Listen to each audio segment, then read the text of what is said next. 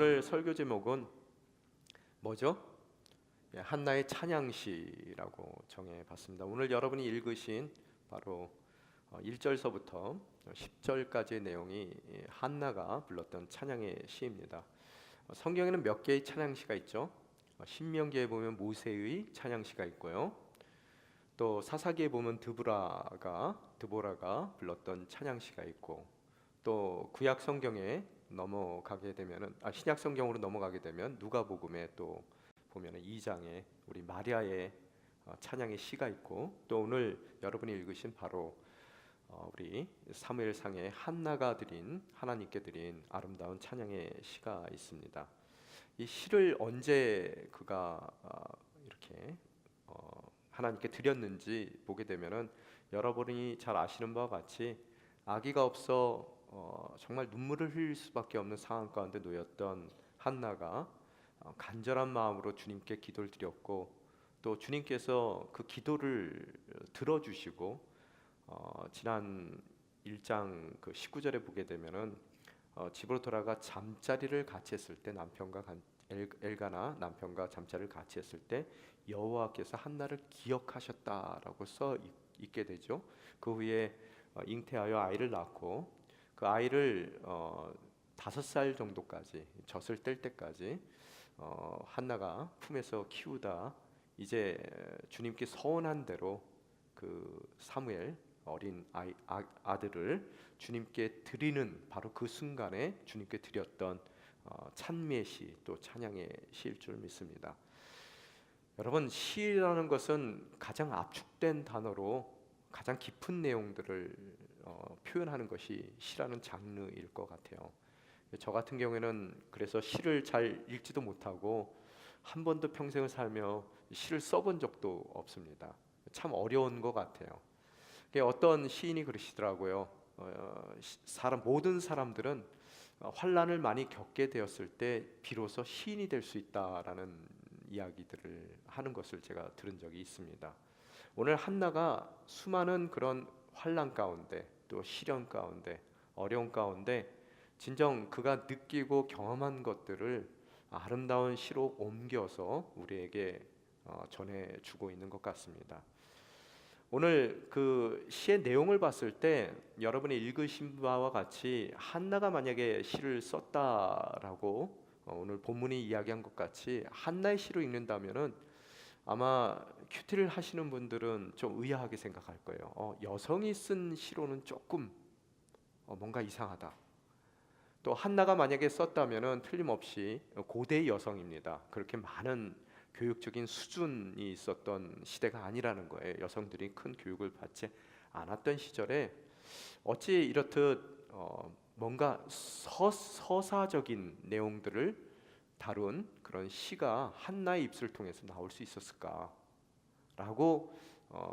의심을 할 수가 있더라는 거예요. 그래서 학자들에 의하면은 이 시가 정말로 한나가 쓴 것이 아니라 후대에 사무엘이 멋진 선지자가 된 이후에 자기 어머니가 썼다라고 이야기하며 한나 대신 사무엘이 쓴 시일 것이다라고 이야기하는 사람들도 있더라는 거예요. 그런 의미 가운데, 왜 여성의 이야기라면, 특히 지금 우리가 그동안 읽었던 그 분인나와의 관계 가운데서의 그 괴로움에 대한 시라면은 시 내용에 집안에서의 여성들이 그 싸우는 그런 내용들을 담든지 뭔가 여성적인 내용들이 담겨 있어야 되는데, 오늘 시 내용을 봤을 때는 거룩한 하나님에 대해서 여러 가지 우리가 신학적인 그런 관점에서 읽을 때 많은 하나님에 대한 신론을 다룬 그런 시가 전개되는 것을 봤을 때 당연히 학자들이 그렇게 생각할 수도 있을 것 같아요. 그런데 오늘 여러분이 아시는 바와 같이 이 한나는 그 모든 괴로움 가운데에서 아마 그 자신의 괴로움만을 묵상한 것이 아니라 그 괴로움의 이후에 뒤에 계신 하나님에 대한 묵상을 깊이 했었던 것 같아요. 그래서 그의 괴로움의 시절 동안 과연 하나님께서 이 괴로움을 통해서 나에게 요구하는 것이 무엇인지, 그러면 그 요구를 하실 수 있는 하나님은 과연 어떤 분이신지, 또한 보다 나은 선을 꼭 이루고야 마시는 하나님께서 오늘 분인날을 통한 그 하나님의 그 보다 나은 선은 무엇인지 뭐 이런 것에 대한 깊은 묵상이 있었던 것 같아요. 우리가 인생을 살다 보면은 믿는 사람과 안 믿는 사람의 확연히 다른 모습들이 나올 때가 있습니다. 어떤 때요? 좋을 때는 비슷해요.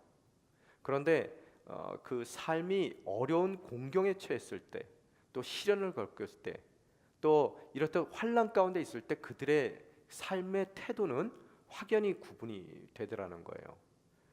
그래서 어려운 낙심할 일을 겪었을 때 믿지 않는 사람들은 주변 사람들을 원망하고 또 그 일이 절망적이기에 자기가 할 수 있는 그 어떠한 그 일에서 벗어날 수 있는 방법이 없기에 모든 것을 포기하고 자포자기하고 그 자리에 쓰러지는 모습을 바라보지만 믿는 사람들은 그런 어려운 자리 가운데 늘 하나님 앞으로 다가가기를 원하고 비록 안 믿는 사람들과 같은 동일한 고통의 눈물을 흘리지만 그들 입술 가운데서는 하나님께 드리는 기도가 담겨지는 것이고 어떻게 하든 선하신 하나님을 바라며 나아가는 그들의 몸부림이 있더라는 거예요. 그래서 어떤 분이 그러시더라고요. 믿는 자들의 삶은 꼭 진주조개와 같다. 하나님께서 그들 인생 가운데 계속 어려운 일을 주세요. 모래를 주신단 말이에요. 그래서 진주조개가 그 모래를 속으로 받아들이지만 그 까칠까칠하고 도저히 불편해서 견딜 수 없는 그 상황 가운데 진주조개들은 분비물을 내는 것이고요. 기도의 분비물, 또 말씀 가운데 쓰고자 하는 분비물, 또 하나님을 열망하고 갈망하는 그 분비물을 내는 것으로서 그 분비물들이 모여서 훗날 그 모든 역경의 과정, 절망적인 과정을 통해서 아름다운 보석을 내어놓더라는 거예요. 그죠? 그래서 오늘 이 한나의 찬양의 시는 그런 보석과 같은 겁니다. 그래서 우리 믿는 사람들에게 그 보석을 보여주는 것으로서 우리 또한 우리의 고난과 고통과 환난과 어려움을 통해 비록 하나님께서 눈물을 흘리게끔은 우리 상황을 허락하시기는 하지만 그 모든 것이 쓰러져 죽으라는 그런 저주의 자리가 아닌 그 모든 삼켜진 우리 인생 가운데서의 모래들 가운데 정말 하나님을 갈망하는 분비물을 내고 영적인 분비물, 또 우리의 모든 고통 가운데서 하나님께 드리는 그 눈물의 기도를 우리들이 드렸을 때 그것들이 모여 우리 인생 가운데서도 이렇듯 아름다운 찬양의 시, 정말로 멋진 시인으로서의 우리의 삶을 주님께서 사용하여 모든 사람들이 보며 그 아름다움에 감탄할 수밖에 없는 그런 진주 보석과 같은 그런 우리의 기도문들을 주님께서 만들어 내시더라는 거예요. 자, 오늘 그런 모습이 이해가 됩니까? 오늘 그 가운데서 그가 감격 가운데 또 그동안 아팠던 모든 상처가 있음에도 불구하고 그 상처를 넘어선 이제 그 모든 환난을 진주로 만들어 우리 앞에 내어놓는 한나의 기도문을 여러분이 읽게 되더라는 거예요. 그 기도문 가운데 2장 1절 한번 띄워주십시오. 그는 여러 가지 하나님에 대한 그림들을 내놓습니다. 아까 말씀드린 대로 그의 고난만 묵상한 것이 아니라 고난 가운데 이 모든 고난을 내 인생 가운데 허락하시는 하나님이 누구신지에 대한 깊은 이 통찰이 그 삶 가운데 있었던 것 같습니다. 그래서 1절에 보게 되면은 하나님을 구원의 하나님으로 표현하고 있더라는 거예요. 그가 그의 처음 그 찬양시를 열면서 구원의 하나님에 대한 이야기를 하고 있습니다. 그 구원의 하나님에 대한 그의 반응은 뭐예요? 기쁨이라는 거예요. 네, 뭐예요? 마음이 기뻐합니다라고 얘기하고 있어요. 자신을 그런 어려운 처지 가운데서 구원하신 구원의 하나님이시기에 내 마음은 그동안 부인 나에게 억울한 일을 당하고 또 나를 방관하는 남편과 그 부인 나의 사이 가운데서 정말 무엇을 어찌해야 될지 모르는 그 입장 가운데 속을 새카맣게 태우고 있었던 마음이 그렇게 아팠던 상처를 받았던 부인 나의 그 마음이 이제는 그 구원의 하나님에 대한 기쁨으로 가득하다는 것을 얘기하고 있어요. 또한 그 입에는 뭐가 담겨 있다고 그랬어요? 하나님에 대한 자랑이 담겨 있다라고 얘기를 하고 있어요. 그동안 그렇도록 핍박을 받고 분인나에게 천대를 받고 격분하도록 자신을 흔들어 놓았던 그 여인에게, 그래, 네가 한 얘기 중에서도 틀린 말은 아니다. 내가 아내로서의 자격이 과연 있을까?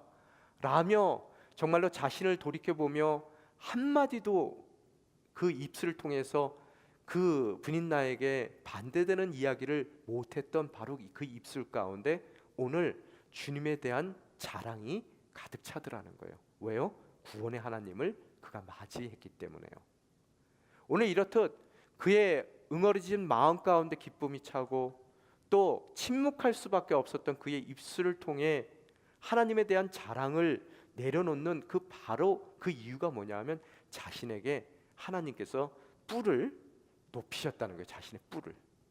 여러분, 오늘 읽으신 성경의 내용이 우리말 성경에는 그게 가려져 있는데요, 원래 원어 성경과 한글 개역 개정에 보면은 그 모든 찬양의 시가 뿔로 시작했어요. 자신의 뿔로 시작해서 나중에 기름 부으신 하나님께서 기름 부으신 왕의 뿔을 높여드리는 것으로 찬양시가 끝납니다. 두 뿔로 끝나요. 그럼 이 뿔이 뭡니까? 한나에게. 이 구약 성경에서는 뿔이라고 그러면은 그것이 힘이에요. 능력입니다. 권세가 바로 그 뿔이거든요. 오늘 그에게 뿔을 높이셨다. 무슨 소리예요? 원래 뿔이 없었는데 하나님께서 뿔을 달아주셨다는 거예요. 오늘 여러분, 이 목축업을 하고 있는 사람들입니다. 그 사람들에게 이 초식동물에 대한 은유를 지금 하나님께서 그 말씀을 통해 사용하시더라는 거예요. 여러분, 우리가 보통 보면 사슴들이 약할 것 같아요. 그렇지만 실제적으로 여러분이 알버타만 가더라도 그 사슴들, 특히 숫사슴들이 뿔이 난 것을 보게 되면은 우리가 그 사슴 앞에 섰을 때 경외로움까지 느끼게 됩니다. 그렇게 만만한 그런 생명체가 아니에요. 그래서 곰이 만약에 덤빈다 하더라도, 아니면 산고양이, 쿠거들이 덤빈다 하더라도 그 뿔이 날카롭고 크기 때문에 그걸로 받치게 되면은 치명적인 부상을 입을 수도 있어요. 그게 이제 뿔이거든요.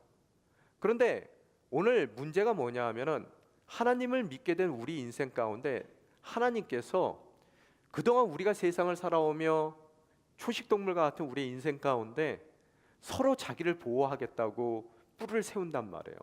재정적인 뿔. 은행에 돈이 많고 사업이 잘 되면은 그 뿔이 날카롭게 쓴단 말이에요.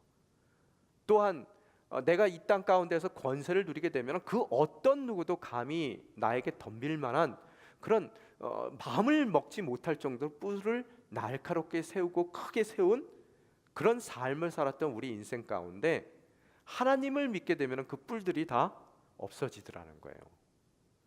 그죠? 예를 들어서 이제는 옛사람을 십자가에 못 박은 우리 인생들입니다. 그동안 뿔이 많았어요. 재정적인 뿔, 또 내가 갖고 있는 인생 가운데서의 배경들, 또 권세들, 기타 여러 가지 뿔을 세우고 살았는데 예수 그리스도를 믿게 되니까 그 다음서부터 이 모든 것이 배설물과 같더라는 거예요. 그래서 그 뿔을 잘라내 버립니다. 그러니 초식동물이 뿔이 잘렸으니 이제는 지나가는 육식동물들이 가만히 있겠습니까? 어떻게 하겠어요? 이렇게도 물어보고 저렇게도 찝적대보고 또 건드려 보다가 아무것도 아니니까 한 번 더 세게 물어보고, 그죠? 이렇게 저렇게 공격을 당할 수밖에 없더라는 거예요.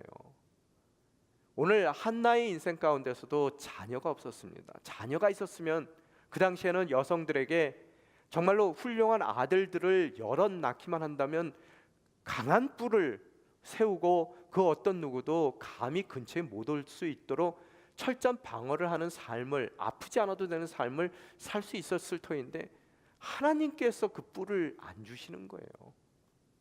그래서 이리 물리고 저리 물리고 괴로운 가운데서 진정 주님 앞에 눈물을 흘리며 주님 앞에 나아갈 수밖에 없었던 그의 인생 가운데 이제는 아무것도 아니라고 생각하며 덤벼들은 그 야수에 물려 죽을 바로 그 순간에 주님께서 어떻게 하셨다고요? 그에게 사무엘을 허락해 주시는 것으로서 뿔을 세워 주시더라는 거예요. 뿔을 세워지니 내가 봤던 뿔하고는 다른 뿔이에요. 그동안 맹수들이 하나님의 뿔이거든요. 그 뿔을 보는 그 순간 기겁을 해서 도망가는, 그 다음서부터 감히 덤비지 못하는 그런 놀라운 역사를 한나는 그 인생 가운데서 경험했더라는 거예요. 우리 인생도 마찬가지입니다. 한국에 가니까 참 길거리에서 예전에 싸우는 사람들 많더라고요. 특히 교통사고 나면은 누가 이겨요? 목소리 큰 사람이 이겨요. 그래서 싸울 때 보면은 내려가지고 벌써 얼굴서부터 불 켜고, 캐나다에서는 아유 오케이 뭐 이렇게 하는데 거기는 문 쾅 닫고 눈 똑바로 뜨고 다녀 뭐 해가지고 뭐 싸움이 붙으면은 기가 죽어서 거기다가 머리나 짧게 깔고 온몸에 문신이라도 세어 있으면은 저희가 감히 거기다 대고 할 말이 없단 말이에요. 그런데도 막 싸우더라고요. 아주머니도 아저씨와 뭐 정말로 제가 보기에는 어느 교회 집사님 또 권사님으로 보이는 분들도 자동차 부딪히면 막 삿대질을 하고 큰 소리로 싸운단 말이에요. 옛날에는 그래 싸워서 물리쳤어요. 이겼어요. 그래서 내가 나의 권위를 보호했단 말이에요. 예수 믿다 보니 어떻게 돼요? 여러분이 언성을 높일 때 옛날 같으면은 정말로 그냥 이 준비된 모든 말이 저 사람에게 기회도 주지 않고 우르륵 쏟아낼 텐데, 그래서 기합을 재선했을 텐데 이제는 예수를 믿게 되니까 함부로 얘기할 수도 없고, 또 내가 하고 하는 그 이야기에 행여 덕이 세워지지 않을까 걱정도 되고, 또 하나님께 누가 되는 이야기를 하나님의 자녀로서 하면 안 되겠다라는 그 마음을 갖는 그 순간 우리는 어떻다고요? 그 뿔이 다 잘려서 지나가는 모든 맹수들이 한 번씩 찝쩍거리고, 또 때에 따라서는 그저 우리를 물어 삼키려고 덤비는 그런 어려움 가운데 우리는 눈물을 흘릴 수밖에 없을 수 있더라는 거예요. 여러분의 상황과 제 상황이 그렇더라는 거예요.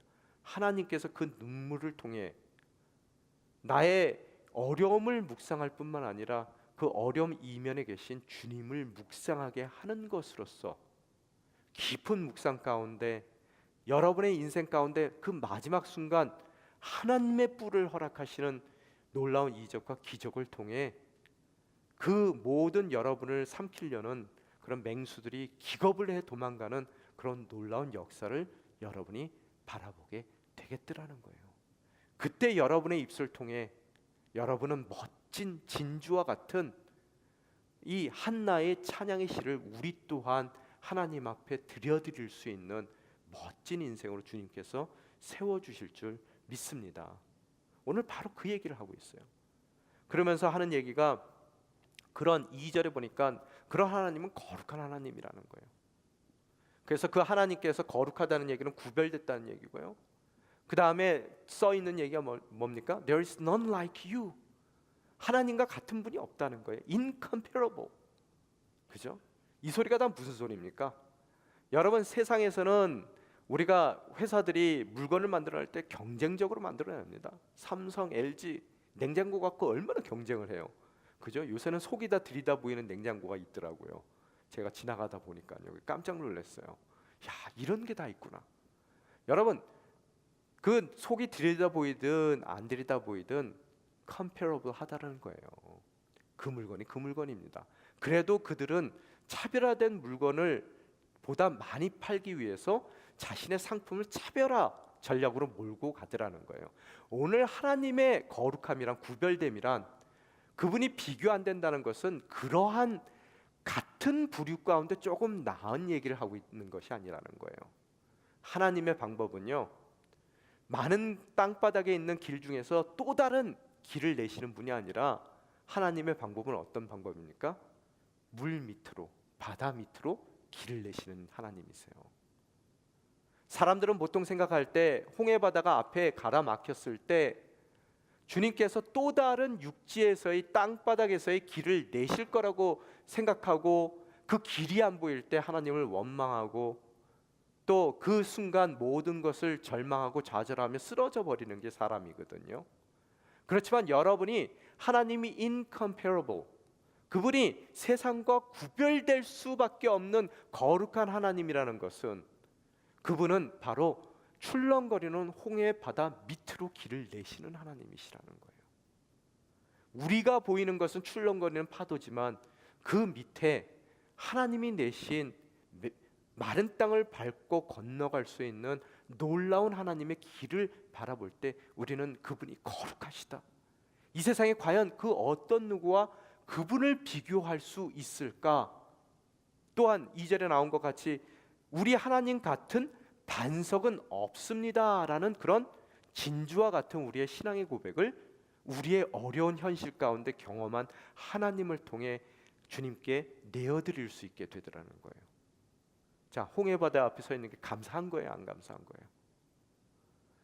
분인나한테 그동안 구박받은 게 한나에게 감사의 조건입니까, 아닙니까? 오늘 여러분이 재정의 문제, 가정의 문제, 또 여러분이 스테이터스의 문제 때문에 고민하고 걱정하고 출렁거리는 홍해 바다 앞에 섰다는 것 자체가 이제 진주와 같은 보석을 여러분의 입술을 통해 내게 하시기 위한 하나님의 계획과 섭리라는 것을 여러분이 깨달을 때 그분의 거룩하심, 또 그분이 그 어떤 누구와도 비교될 수 없는 분이라는 것, 또한 그분이 진정 흔들리지 않는 나의 반석이라는 고백을 우리 입술 통해서도 동일하게 듣기를 원하신다는 것을 우리들이 다시 한번 깨달을 수 있게 되더라는 거예요. 오늘 3절에 보니까 그런 거룩하신 하나님이에요. 3절에 보니까 뭐라고 써 있습니까? 같이 한번 읽어보겠습니다. 시작. 너희는 교만하게 말하지 말라. 그런 오만한 말을 입에 담지 말라. 여호와는 지식의 하나님이시니 그분이 사람의 행위를 저울질하실 것이다. 오늘 성경에 보니까 말이라는 얘기가 나오고요, 또 지식이라는 얘기가 나와요. 하나님은 지식의 하나님이시래요. 뭔 소릴까? 아시는 하나님, 말, 오만한 자의 말, 또 교만한 자의 말. 곰곰이 이 말씀을 생각해 보니까요, 아마 분인나가 참 못되게 말을 했던 것 같아요. 그죠? 너까짓 게 뭔데 아직까지 안방을 차지하고 있느냐? 그죠? 썩 나가라 이 집에서. 남편에게 네가 하고 준 것이 도대체 뭐냐?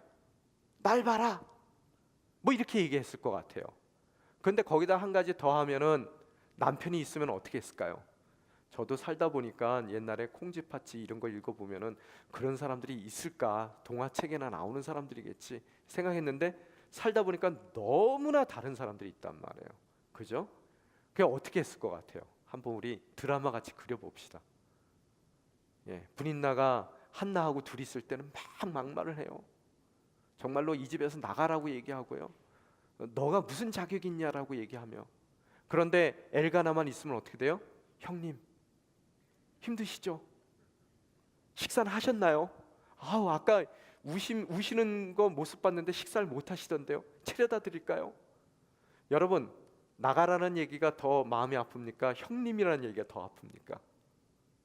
오늘 아마 그 마음 가운데 말로 너무너무 상처를 받았던 것 같아요. 이웃 사람이 나타나면 어때요? 갑자기 분인나의 모두가 바뀌어요.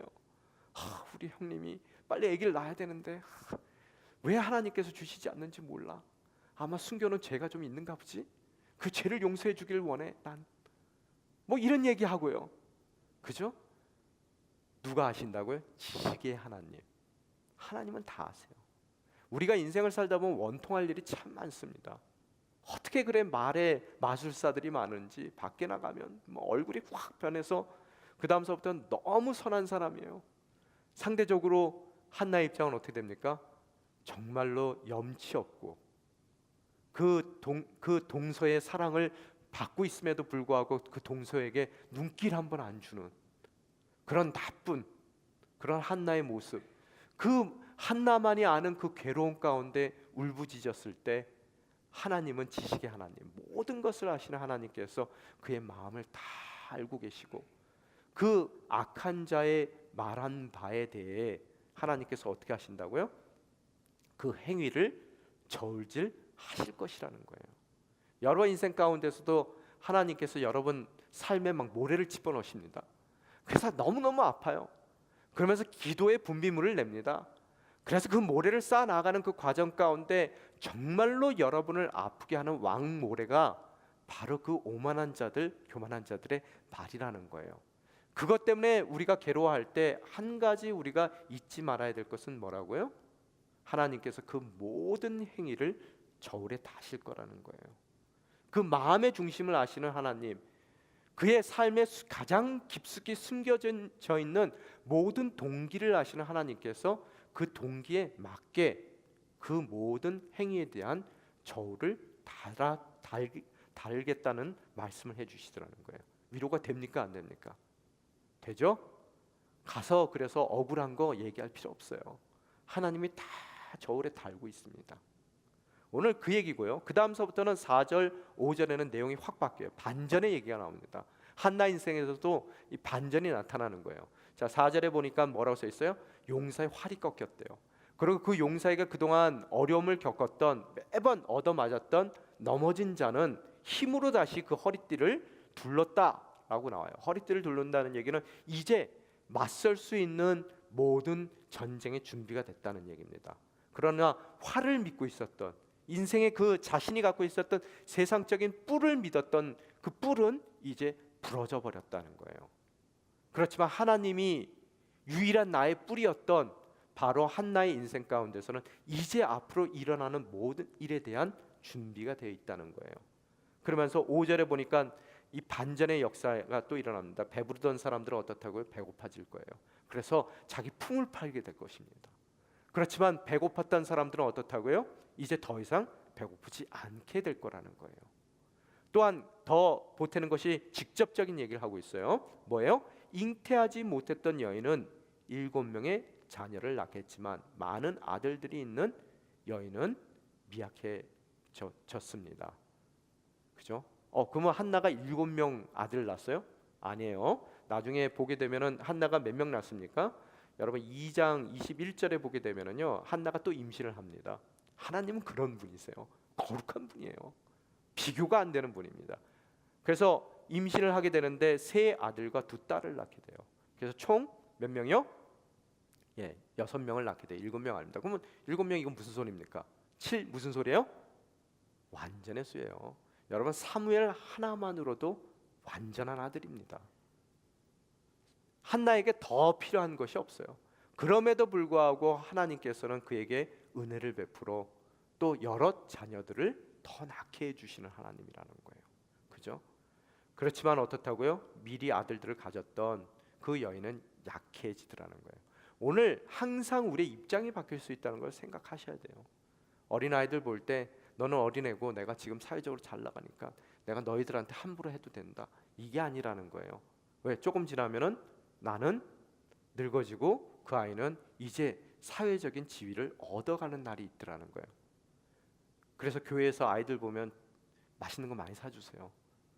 훗날 그 아이들이 어떻게 될지 모릅니다. 또한 교회를 평가할 때도 우리가 숫자로 평가하는 것이 아니라 그 교회에 말씀이 살아있는지를 여러분이 보셔야 돼요. 정말로 교육자는 목숨을 다해 하나님의 말씀을 증거하려고 하는지, 또한 그 말씀을 듣는 성도들은 그 말씀을 목숨을 걸고 삶 가운데 살아내고자 하는 마음이 있다면 그 교회는 아무리 작은 교회라도 훗날 돌이켜 볼 때 진정 반전의 주인공으로 서 있는 하나님이 쓰시고자 하는 바로 그 교회가 될 수 있다는 거예요. 또한 우리의 청년들도 마찬가지입니다.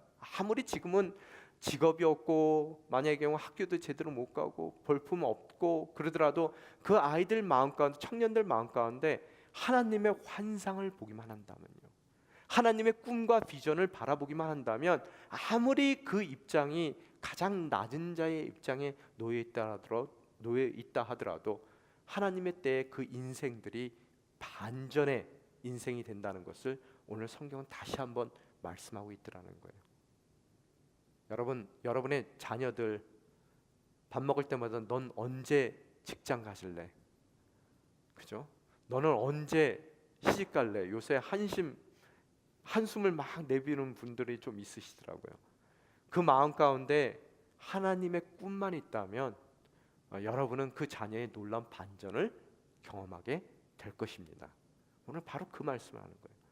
그런데 그렇듯 반전을 마음대로 일으키느냐, 하나님이 도대체 누군데 그런 갑자기 그 모든 질서를 무너뜨리고 뒤집어 놓으시는가에 대해서 6절서부터 8절까지 나옵니다. 그 내용은 뭡니까? 6절 한번 읽어보겠습니다. 여호와께서는 죽이기도 하시고 살리기도 하시고 또 무덤까지 끌어내리기도 하시고 올리기도 하시다는 거예요. 모든 능력이 하나님이에요. 그 능력이 있는 이유가 뭡니까? 오늘 8절 마지막 절에 보게 되면 뭐라고 써 있습니까? 마지막에 땅의 기초들은 여호와의 것이니 여호와께서 세상을 그 위에 세우셨습니다. 이 세상이 누구 거예요? 하나님 거예요. 하나님은 세상의 오너십을 갖고 계십니다. 또한 오너십이 있기에 그분은 모든 생명들에게, 인간들에게 그 인생 가운데 자신이 원하는 것을 요구할 수 있는 어토리티가 있으세요. 권한이 있으시단 말이에요. 또한 그 모든 것이 요구대로 일어날 수 있도록 full control이 있으신 분이세요. 그분은 이 땅에, 이 세상의 주권자시라는 거예요. 그분이 반전의 역사를 이루겠다는데 누가 거기에 대해서 반론을 제기할 수 있겠냐는 겁니다. 하나님은 거룩하신 분이세요. 바로 그분께서 우리의 인생 가운데서도 주님이 원하시는 진주를 내게 하기 위하여 브린나와 같은 어려운 처지 가운데 우리를 내몰기도 하지만 그 처지 가운데 우리가 영적인 분비물로 우리 인생 가운데 그 모래알들을 하나하나 쌓아 나아갈 때 우리는 주님이 원하시는 아름다운 믿음의 진주를 내놓을 수 있는 한나와 같은 인생이 될 줄 믿습니다. 오늘 그러고 나서 그런 주권자 하나님께서 뭘 하시겠다고 약속을 하십니까? 9절에 보면은 성도의 발걸음을 지켜주시겠다는 거예요. 비록 여러분 인생 가운데 오늘은 버려진 것 같아도 그 버려진 것 같은 그 인생의 발걸음 가운데 함께 해주시고 여러분을 절대로 그냥 내버려 두지 않는 하나님이라는 거예요. 여러분의 인생 가운데 모래와 같은 더해지는 그 어려움의 그 주체들에 대해서 뭐라고요? 사악한 사람들은 어둠 속에 잠잠하게 하실 것이고 힘으로 당해낼 사람이 없으니 10절에 뭐라고요? 여호와께 대항하는 사람은 흩어질 것입니다. 하늘의 천둥과 번개로 그들을 치실 것입니다. 여호와께서 땅 끝까지 심판하실 것입니다. 그들을 심판하는 것으로서 여러분의 삶을 궁극적으로 지켜내시는 하나님을 뭐라고요? 한나와 같이 우리 또한 바라볼 수 있어야 되더라는 거예요. 그런데 오늘 그 시에 놀라운 마지막이 있습니다. 요것만 얘기하고 끝낼게요. 마지막이 뭡니까? 같이 읽겠습니다. 그러나서부터 시작. 그러나 그분께서 세우신 왕에게는 힘을 주시고 그 기름 부어 세우신 왕의 이름을 높이실 것입니다. 여러분 갑자기 왕 얘기가 나와요. 누구를 뜻하는 겁니까? 하나님께서 지금 한나의 눈물을 통해서 예비하셨던 것이 뭐예요? 제가 사무엘상을 시작하며 세 여인의 눈물에 대해서 말씀을 드렸어요. 누구예요? 나오미, 룻, 그 다음에 누구라고요? 한나. 나오미와 룻의 그 연약한 당시에 정말로 그 어떤 관심의 대상도 못됐던 그 여인들의 눈물과 순종을 통해 다윗의 육적인 삶을 예비하시더라는 거예요.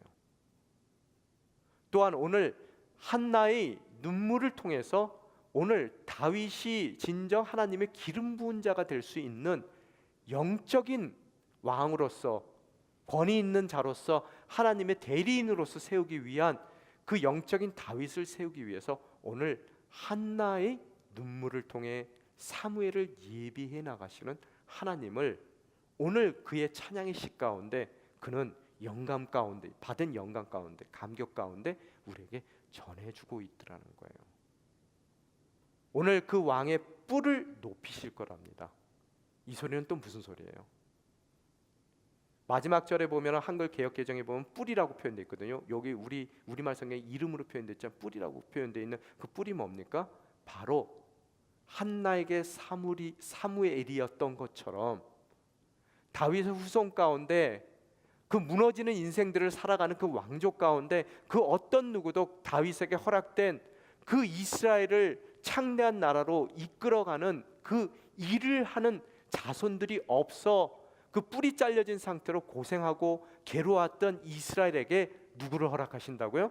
다윗의 후손, 기름 부은 자, 진정 다윗의 뿔이 될 수 있는 예수 그리스도를 훗날 예비해 주시는 것으로서 주님께서 원하시는 세상의 구원을 그들의 눈물을 통해 그들의 뿔 없음 가운데서의 겪는 모든 어려움을 통해 주님께서 이루어 가신다는 것을 오늘 이 찬양의 시를 통해 우리는 깨달을 수 있게 되더라는 거예요. 오늘 여러분이 잃어버린 뿔은 뭡니까?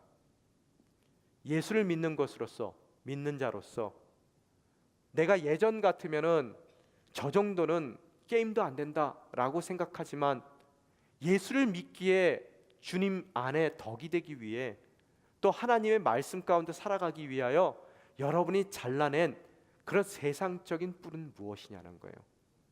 그것으로 인해서 여러분이 고통받습니까? 불이 나가 여러분을 물어뜯고 여러분이 더 이상 살아갈 힘이 없을 정도로 어려운 처지 가운데 주님께 울부짖으며 간절한 기도를 드렸습니까? 이제 하나님께서는 여러분에게 하나님의 뿔을 달아주십니다. 그 뿔을 통해 여러분의 삶이 상상한 것 이상의 멋진 한나와 같은 정말 예수 그리스도와 또 다윗의 왕조를 준비하는 그런 영적인 어머니로서의 역할을 우리 삶 가운데 그 모든 아픔의 상처들 통해 예비하고 계신다는 것을 바라보시기를 축원합니다.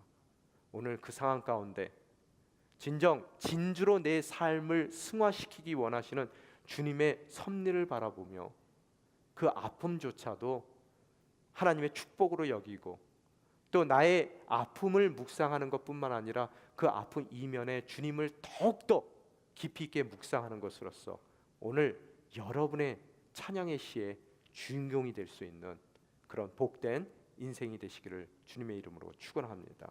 이 시간 다시 한번 기도하며 나아가기를 원합니다.